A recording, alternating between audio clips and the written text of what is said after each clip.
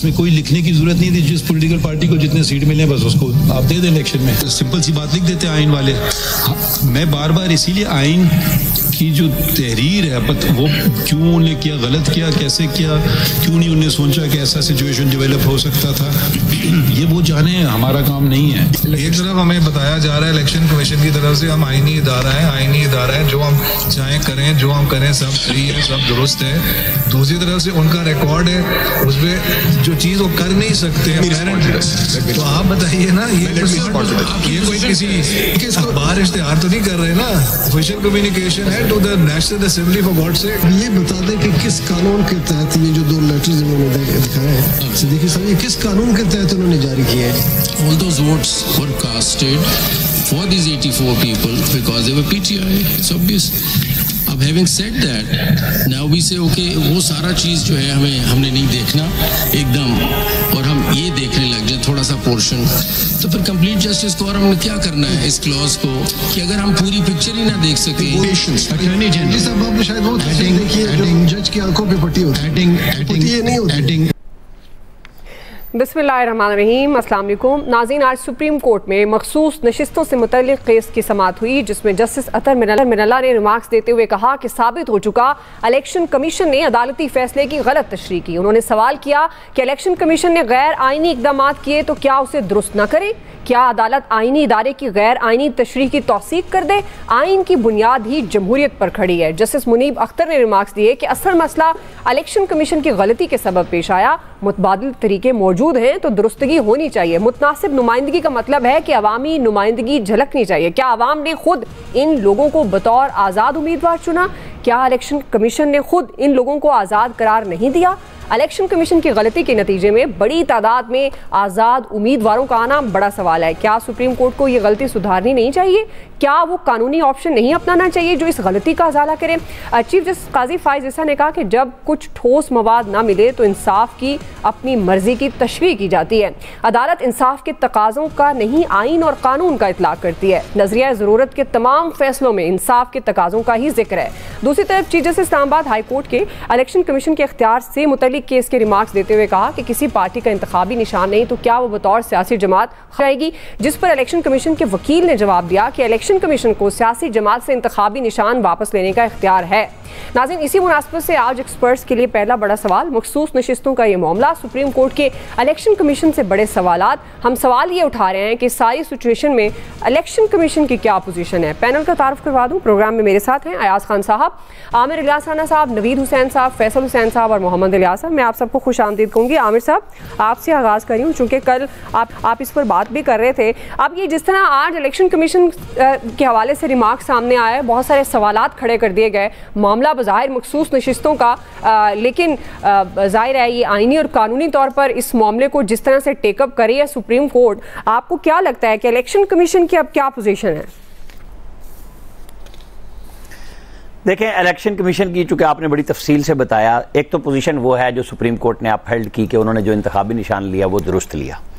इसके बाद बहस आज चंद मोअज़्ज़िज़ जज साहिबान ने ये की कि जी इलेक्शन कमीशन ने फैसले को इंटरप्रिटेशन जो थी वो गलत की, उनको बतौर पार्टी बैन नहीं करना चाहिए था। अब ये वो काम है जो जस्टिस उमर अता बंदयाल और जस्टिस साकिब निसार की कोर्ट किया करती थी, तशरीह और पंचायती आइन, यानी जहाँ दिल लगे, वो जैसे कहते हैं अंग्रेजी दा दात है, पंजाबी दा दी, जिथे लगदा उत्थे ला, यानी 63A को रीराइट कर दिया, वो भी सुप्रीम कोर्ट थी, उसमें भी जस्टिस मुनीब अख्तर साहब मौजूद थे कि आपको तशरीह करनी है, आपने आइन का आर्टिकल ही हज़फ कर दिया, फैसला उस तरह दिया। उसकी अभी वो लगनी है रिव्यू, उसके ऊपर जो भी लगना है या अपील लगनी है वो अभी तक नहीं लगी, क्योंकि वो भी सुप्रीम कोर्ट के जज साहिबान का फैसला था। आज जो बहस, बहुत ये सबसे अच्छी बात यह है कि देखने और सुनने वालों को लाइव मिल रही है। एक तो टिकर मिलते हैं, वो खुद जिसको सुनने का शौक है वो सुन सकता है कि हमारे लर्नेड जजेस साहिबान किस किस्म के क्वेश्चन करते हैं, उनका माइंड कहाँ अप्लाई हो रहा है, और मुकाबले में दूसरे जज साहिबान क्या माइंड अप्लाई करते हैं, और वो खोल के हर चीज़ सामने आ जाती है कि जस्टिस मुनीब साहब, जस्टिस अतर मिनल्ला, जस्टिस आयशा मलिक वो जो सवाल कर रही हैं, काजी फाइज ईसा क्या बोल रहे हैं, जस्टिस मंदू खेल क्या बोल रहे हैं, ये जो सारे लोग सवालात करते हैं, मंसूर अली शाह साहब बात कर रहे हैं, वहां पे बहस हो रही है और एंड क्या निकलता है मेरी नजर में, वो ये कि जी पीटीआई, भाई पीटीआई का तो सवाल ही नहीं है। वहां पे जो लगी हुई है पिटीशन, वो लगी हुई है सुन्नी इत्तेहाद कौंसिल को सीटें ना मिलने की, क्योंकि इलेक्शन कमीशन के फैसले को पेशावर हाई कोर्ट के 5 जजों ने अपहेल्ड किया कि हमने इन्होंने जो सीटें दी हैं वो इनका दुरुस्त है। इलेक्शन कमीशन कह रहा है कि हमारा फैसला हाई कोर्ट ने भी किया और हाई कोर्ट का नाम पेशावर हाई कोर्ट का किसी बंदे ने नहीं लिया, जितने वकला मुखालफत में इस फैसले के आए। यही बात अटॉर्नी जनरल ने कही और मेरी नज़र में अटॉर्नी जनरल ने आज उस फैसले को इस तरह समअप कर दिया कि 2002 से लेके अब तक जितनी सीटें बांटी गई उसमें यह हुआ कि जो आज़ाद अरकान रह गए उनका कोई कोटा शामिल नहीं किया गया और जितनी सीटें बनती थी यानी मखसूस नशिस्तें वो सब बांट दी गई। वो इसलिए नहीं छोड़ दी गई कि जी इसमें आज़ाद अरकान 5 हैं, इस असम्बली में 20 हैं, इसमें 15 हैं, तो ये किसी को ना दी जाए। एक तो उन्होंने वो वजाहत से बता दिया कि ये सारे फैसले 2002 से लेके अब तक सारे के सारे फाइनल हो चुके हैं जो इलेक्शन कमीशन ने तकसीम की। और ये तो चीफ इलेक्शन कमिश्नर चले पेटी भाई नहीं है ना, जज साहिबान के रिटायर्ड जज नहीं है, इसलिए ज्यादा मसला भी आ रहा है, वरना तो फटाफट फारिग कर देते हैं कि केसेस ही नहीं चलाए जाते और इनके लिए होता है कि आओ पेश हो जाओ फलाना करो। बिल्कुल ठीक है, सुप्रीम कोर्ट बुला रही है, हाई कोर्ट बुला रही है, उनके लोग भी जाते हैं। इशू सिर्फ इस कोर्ट में मेरे नजर में तो यह है कि सुन्नी इत्तेहाद कौंसिल को सीटें मिलनी चाहिए या नहीं मिलनी चाहिए, लेकिन जज साहिबान है वो जो भी सवाल करें, फुल कोर्ट बैठी हुई है, उसके अंदर हम ताबड़तोड़ सवालात देखते हैं एक दूसरे के ऊपर, जवाबात भी एक दूसरे के ऊपर जज साहिबान कर रहे हैं। लेकिन ये अच्छी बात है, हमें एक नई एजुकेशन मिल रही है, एक लीगल जुरिस्प्रूडेंस जो पनामा केस में बनाई गई थी कि जो अपील नहीं है, जो केस नहीं है, उसमें नवाज शरीफ को सजा दे दी गई थी। ये अभी इसी तरह का केस हो रहा है कि जी चूंकि सुन्नी इत्तेहाद कौंसिल का केस है तो चीफ जस्टिस और उनकी बहुत सारे जजेस की राय है कि इस पे आए, बाकी जजेस कह रहे हैं नहीं हमें पहले इंसाफ पूरा मुहैया करना है। वो कहते हैं आइन और कानून के मुताबिक फैसला करना है, इंसाफ मुहैया करना आइन और कानून के लिखे हुए लफ्जों में। अगर कोई अभाम है तो फिर बात कीजिए। बड़ा अच्छा काम चल रहा है, हमें वेट करना है 9 जुलाई को, हो सकता है उस दिन, हमारा तो ख्याल था कि आज शायद हो जाए समअप, लेकिन चूंकि जवाबुल जवाब होना है, अटॉर्नी जनरल के वो तकमील हो चुकी है और फिर जो भी फैसला आएगा वो डिटरमिन कर देगा जी कि किसको सीटें मिलनी है, किसने क्या तशरीह करनी है। बहरहाल ये अब 3 हिस्सों में तकसीम होता हुआ फैसला नजर आ रहा है। एक फैसला होगा मेरे नजर में, पहले मैं 2 समझ रहा था लेकिन हमने उससे पहले भी 3 की बात की थी कि वो ये होगा कि जी ये सीटें मिल रही हैं या नहीं मिल रही हैं। दूसरा हिस्सा होगा कि ये सीटें अगर पीपल्स पार्टी, नून लीग, जेयूआई को देनी है तो वो कितने जज साहिबान उसके हक में आते हैं। और तीसरा फैसला ये हो सकता है कि जी कोई राय दी जाए कि इस केस को पार्लियामेंट को भिजवा दिया जाए, इस पे फैसला खुद ना करे कोर्ट। मेरी राय में अब तक तो ये हुआ है। सही जी। अयाज साहब आपको क्या लगता है कि अब जाहिर है इलेक्शन कमीशन पे बहुत सारे सवालात खड़े हो गए हैं ऑलरेडी, ये जो सारा इलेक्शन प्रोसेस हुआ, जनरल इलेक्शन की मैं बात कर रही हूँ, इसके बाद भी इलेक्शन कमीशन पर बहुत से सवालात उठे, इससे पहले भी इस इदारे पर सवालात उठे, लेकिन अब मखसूस नशिस्तों के मामले को लेकर अब क्या स्टांस होगा इलेक्शन कमीशन का? देखिए, चूंकि आइन और कानून से काजी साहब इधर उधर नहीं होते और चूंकि इलेक्शन कमीशन ने जो भी काम किया वो आइन और कानून के मुताबिक किया, फैसले से पहले फैसले कर दिए और जो भी कर दिए वो बिल्कुल ठीक है, क्योंकि पेशावर हाई कोर्ट से उनको एंडोर्समेंट मिल चुकी है, इसलिए वैसे तो केस ही नहीं चलना चाहिए था। काजी साहब ने शुक्र है ये नहीं कह दिया कि ये बताएं कि आइन में ये कहाँ लिखा हुआ कि इलेक्शन में धांधली नहीं करनी, मतलब आइन में तो नहीं लिखा हुआ ना ये कहीं। और ये छोड़े, वो मतलब उनका सीधा कहने का मकसद था कि वो हर इलेक्शन में जो हार जाता है वो कहता है जी धांधली हो गई, इसलिए वो भी इशू खत्म हो गया। वो नजरसानी की जो अपील पड़ी हुई थी पीटीआई की वो भी नहीं सुनी, बस ठीक है कोई नहीं, बस ठीक है, वो याद भी नहीं था उन्हें कि शायद पड़ी हुई है और वो भी उस पर भी हैरत का इजहार कर रहे थे। आज मुझे बड़ा मजा आया जब वो एक सवाल पूछा गया उनसे, अटॉर्नी जनरल साहब से, कि जेयूआई की वहाँ सीट ही नहीं थी केपी में और उनको 2 सीटें आपने दे दी, उसकी अकलियती 2 सीटें दे दी। मतलब ये अगर आइन हमारा ये है कि एक पार्टी को सीट अगर नहीं भी लेती और उसको 2 दे दी जाए तो मेरा ख्याल इससे अच्छा आइन तो दुनिया में और को हो ही नहीं सकता।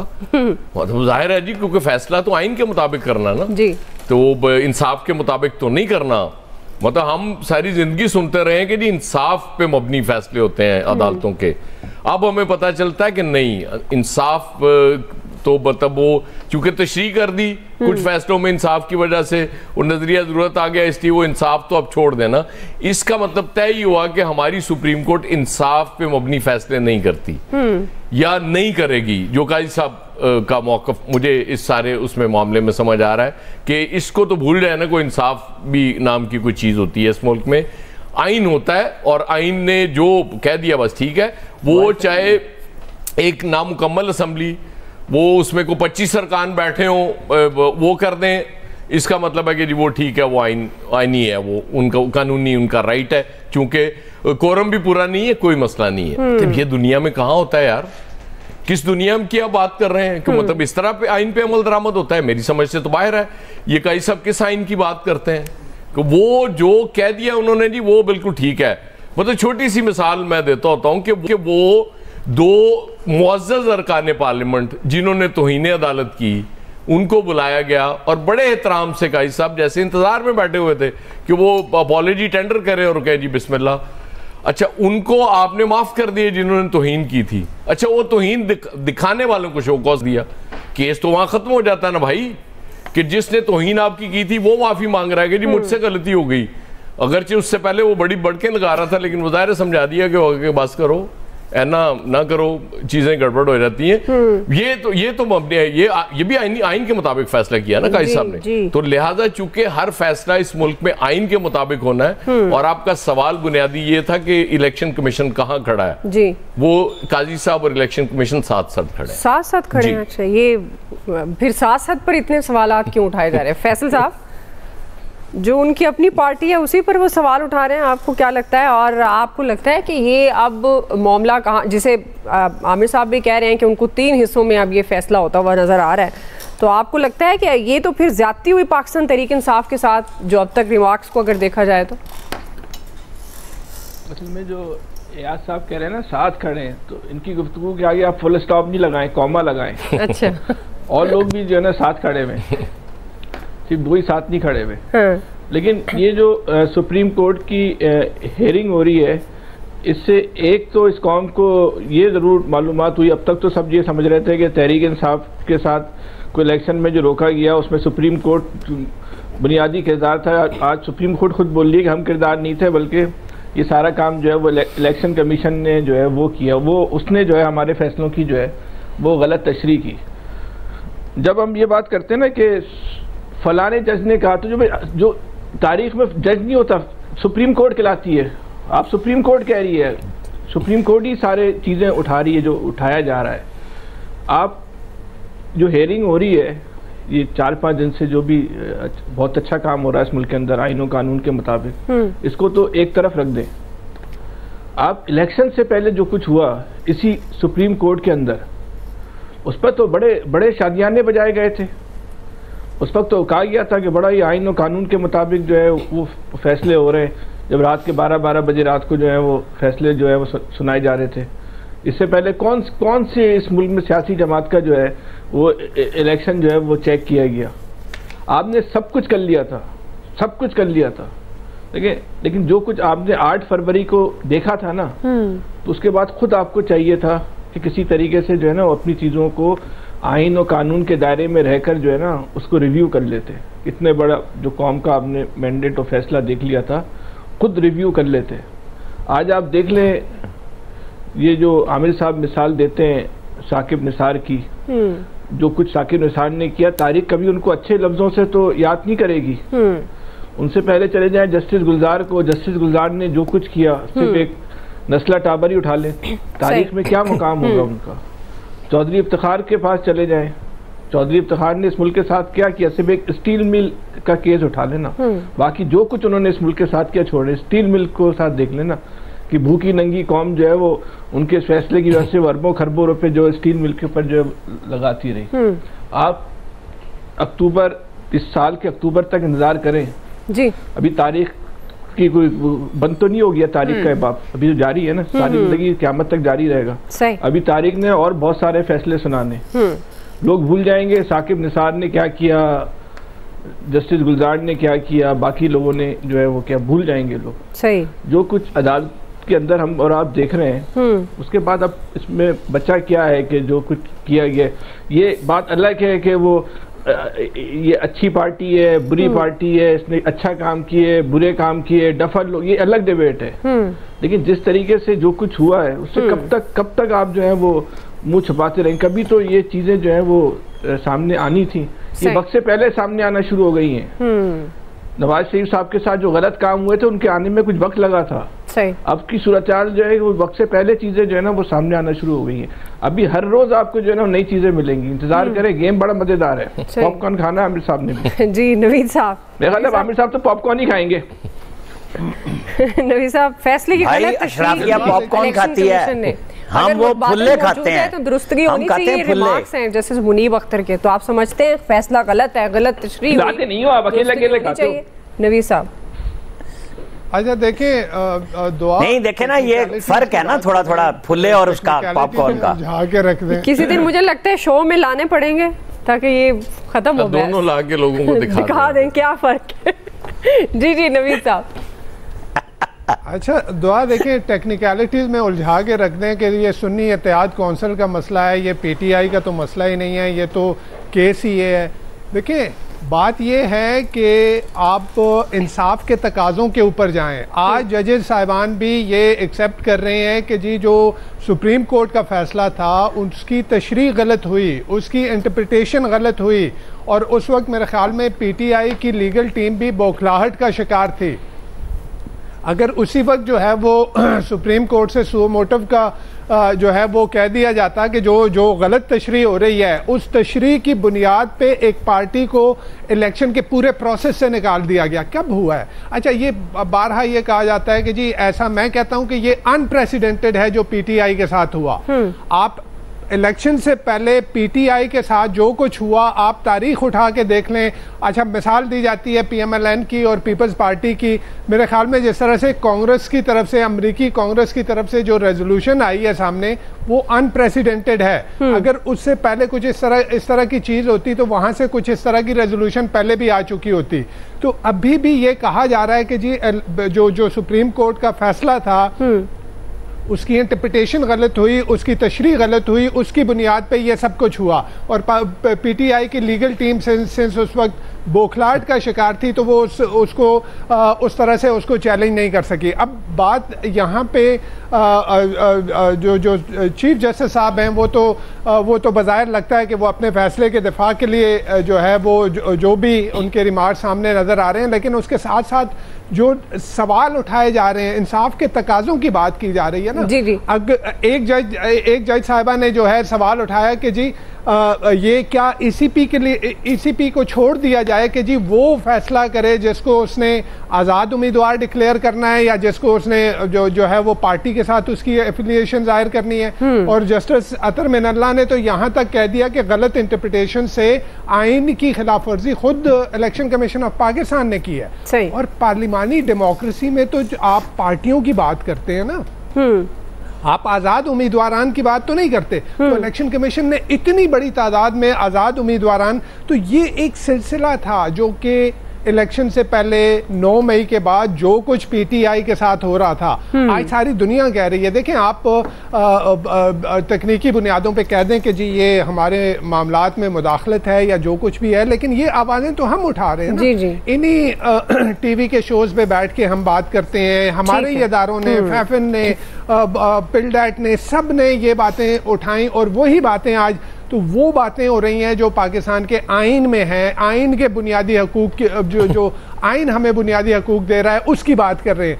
तो ये तकनीकी बुनियादों पे आप कह दें, लेकिन जो इंसाफ के तकाजे हैं, इंसाफ के तकाजे पूरे करने पड़ेंगे। देखें आप अभी एक जमहूरी मुल्क के लिए, एक जमहूरियत के लिए, एक हेल्दी डेमोक्रेसी के लिए आपको रूल ऑफ लॉ बहुत जरूरी है। बिल्कुल। और रूल ऑफ लॉ के लिए आपको एक इंडिपेंडेंट जुडिशरी बहुत जरूरी है। तो इंडिपेंडेंट जुडिशरी ये जुडिशरी फैसले ऐसे करे। आप इस वक्त आपका दुनिया में जो जो जो जो रूल ऑफ लॉ का इंडेक्स है उसमें आप कहाँ पे खड़े हैं इस इवन इस रीजन में, तो वो अदालतों को ये साबित करना चाहिए कि उन्होंने रूल ऑफ लॉ को इस मुल्क में इंश्योर करना है। सही जी। इलियास साहब जाहिर है ये अदालतों की जिम्मेदारी है, और लेकिन अगर हम अपने सवाल की तरफ आएँ तो ये गैर आइनी इकदाम अगर इलेक्शन कमीशन ने किए हैं तो कहा जा रहा है कि उसे दुरुस्त किया जाए, तो कहाँ फिर इलेक्शन कमीशन का क्या स्टांस होगा?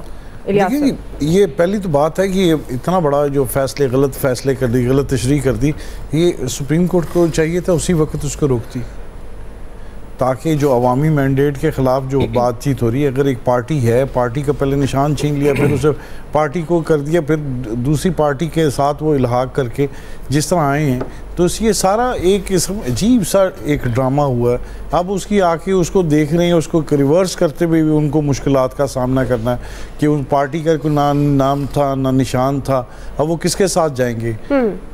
ये तो सुन्नी इत्तेहाद के साथ जाएंगे, किस तरह जाएंगे? अब ये मसला तो ये पैदा हो गया कि इनको बहाल करते हैं कि नहीं करते। ये तो पहला मसला है कि ये जो कहते हैं ना गुंजल पड़ गए हैं, गुंजल किस तरह खुलेंगे? अब ये सारे मसला ये है कि अवामी मैंडेट है, जिन्होंने अपने नुमाइंदे मुंतखब किए, आज़ाद मुंतखब किए, जो भी एक मसला पैदा किया, और इस सारे मसला जो पैदा करने में इसके पीछे हाथ किसका जा रहा है? जो पहले कह रहे थे सुप्रीम कोर्ट का, लेकिन अब सुप्रीम कोर्ट करेंगे जी हमने नहीं, ये इलेक्शन कमीशन ने किया, तो इलेक्शन कमीशन के साथ क्या करेंगे? मुल्क के साथ ये सारा खिलवाड़ हुआ है, ये कोई आम बंदे के साथ किसी और से नहीं हुआ, पूरे अवामी मैंडेट का हुआ है। इतना बड़ा सारा सिस्टम सारा डीरेल कर दिया है। अब इसको दोबारा लाइन पर लाने के लिए, सिस्टम को ठीक करने के लिए किस तरह करेंगे? आप देखें टाइम गुजरता जाएगा, ये केस चलता जाएगा, या तो फिर इसका फैसला हो, इसमें उस पार्टी को, जो पार्टी थी, अब उसको किस तरह दोबारा उसके करेंगे? ये सारा छोटी सी बात करनी है। अब ये सिस्टम को करने के लिए अब ये वोट का ये सारा जो कर रहे हैं कि जी जो फैसला होगा इसका, ये एक सिस्टम है जो ख़राब हुआ, टाइम ज़ाया हुआ मुल्क का, कौम का, या आवाम के जो मैंडेट था उसका सारा। इस सिस्टम को ठीक करने के लिए अभी भी वक्त है, इसको करें, बैठ के फैसला जो भी करें ठीक है। जो पार्टी है उसके जो क्या कहते हैं वोटर हैं, वो अपनी पार्टी को लेके आए हैं तो उसको लेके आना चाहिए, सामने लेके करना चाहिए। इस तरह करेंगे तो सिस्टम और ख़राब होगा, सिस्टम ख़राब होगा तो बिल्कुल अब ये बातें करना, ये इस तरह बात जो मसले लेके उलझना, जितना करेंगे उतना उलझेगा। ये साफ पता है कि इलेक्शन कमीशन की जानिब से जो बातें उस जो फैसले दिए गए हैं, जो काम किए, वो सारा गलत हुआ है, और इस वक्त ये करते हैं, ना करते तो बल्कि इनके जो पीटीआई के हैं, जब उनके पास नाम नहीं रहा, निशान नहीं रहा, उनकी अपनी भी थोड़ी सी नाहली थी कि अगर वो सही तरह करते उसको, इसके लिए अपनी पार्टी के जो जिस पार्टी में शामिल होते, ताकि इनको मखसूस नशिस्तें सही तरह मिल सकती। अब देखें अब किस तरह तकसीम होती हैं, क्या होता है। अभी भी जो फैसला है ये है कि इनको मिलती भी है कि नहीं, ये भी सवालिया निशान है अभी। बिल्कुल जी। आमिर साहब क्विकली आप कुछ कहना? हाँ, बस मैं पहले एक फिक्रा और फिर एक अयाज साहब से छोटा सा सवाल, ताकि वो मसला मेरा हल कर दें। अच्छा। कि वो पीटीआई तो मासूम अनिल खता है ना, लिहाजा उसकी तो सब चीज़ें माफ़ हैं, और वो गलतियां भी करे तो उसको सरफे नज़र करे और सुप्रीम कोर्ट करे। लेकिन ये जो मसला सुप्रीम कोर्ट में इस वक्त ज़ेरे बहस है, इसको अयाज साहब पंजाबी में अगर क्या कहेंगे कि चीचियाँ कड्डियो या दंदियाँ वड्डो, किस तरह होगा हल? नहीं, बहाल तो ये सिंपल है, सुप्रीम कोर्ट को नहीं पता कि इलेक्शंस किस तरह हुए हैं, क्या होता रहा, वो मासूम लोग हैं, वो छोड़े यार राणा साहब। ये आइन और कानून याद आ जाता है जब हर चीफ जस्टिस ने अपने आइन और कानून को इम्प्लीमेंट किया इस मुल्क में। काजी साहब भी अपने ही करेंगे। मैंने तो 2 लफ्ज़ पंजाबी के पूछे थे। ये मतलब हैरत की बात ही नहीं है, ये हर चीफ जस्टिस को जो सूट करता है उसके मुताबिक वो फैसले करता है। काजी साहब भी बिल्कुल उसी तरह से कर रहे हैं, कोई चेंज नहीं है उसमें। चले ठीक है जी। बुनियादी सवाल, कुछ नशिस्तें, सुप्रीम कोर्ट के इलेक्शन कमीशन से बड़े सवालात, इलेक्शन कमीशन कहाँ खड़ा है, क्या स्टांस अब इलेक्शन कमीशन का होगा, क्या अगर इलेक्शन कमीशन वाकई उसने गलत तशरीह की है अकॉर्डिंग टू जो जजेस साहिबान के रिमार्क सामने आए हैं, तो किस तरह से फिर अजाला मुमकिन होगा, क्या पोजीशन इख्तियार करेगा इलेक्शन कमीशन? राय आपने जान ली एक्सपर्ट्स की। अभी एक ब्रेक ले रहे हैं जी, ब्रेक से हम वापस आएंगे। दूसरा बड़ा सवाल, बानी तहरीक इंसाफ की फौरी रिहाई का एक और मुतालबा सामने आया। हम सवाल ये उठा रहे हैं, क्या यूएन का बानी तहरीक इंसाफ से मुतल्लिक जो तासुर सामने आया है, जो मुतालबा सामने आया है, क्या ये उनको करना चाहिए था या ये तासुर दुरुस्त है? राय लेंगे ब्रेक के बाद।